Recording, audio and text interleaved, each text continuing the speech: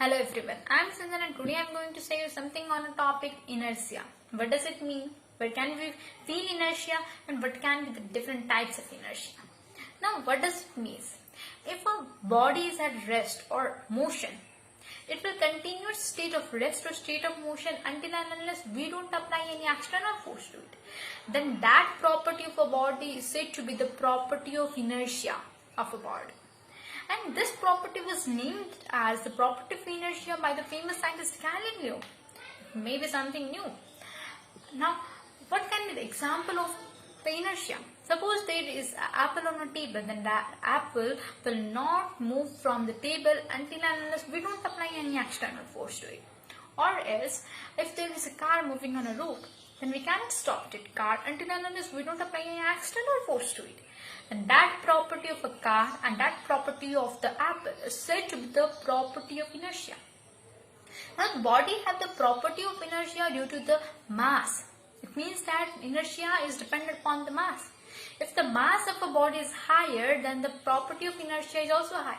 And if the mass of a body is lower, then the property of inertia of a body is also low.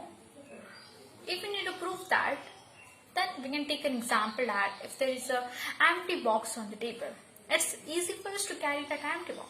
But if there is a box filled with stone, it's full filled with stone, then it's become very difficult for us to carry that box because its mass is high and thus it have the more property of inertia. And we need more force. And the force that is applied by us may not be sufficient for that box to change its state of rest into state of motion. Now there are generally three types of inertia. They are inertia of rest, inertia of motion and inertia of direction. And today I will say you about the two types. They are inertia of rest and inertia of motion. Now what does the inertia of rest mean?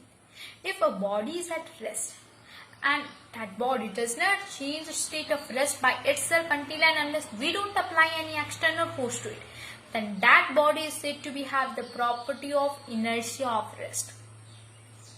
If we need to give an example, we can take an example that if there is a big stone on a road, you need to move that stone. Then that stone is not going to move by the force that is applied by us. This is because that the mass of a stone is more and it have the more property of inertia.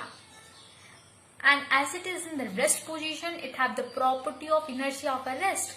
And the force applied by us may not be sufficient for that rock to change the state of rest into state of motion. Then that property of a rock, due to which it does not change its state of rest into state of motion, is said to be the property of inertia of rest. Now what is mean by inertia of motion? If a body is at motion, that body will continue its motion until and unless we don't apply any external force to it, until and unless any external force is acted upon it. Then that property of a body, due to which it does not change the state of motion, is said to be the property of inertia of motion. If we need to give an example, then if there is a train moving on a railway track, you want to stop that train. For that, you jumped on the railway track and you are standing in front of a train to stop that train.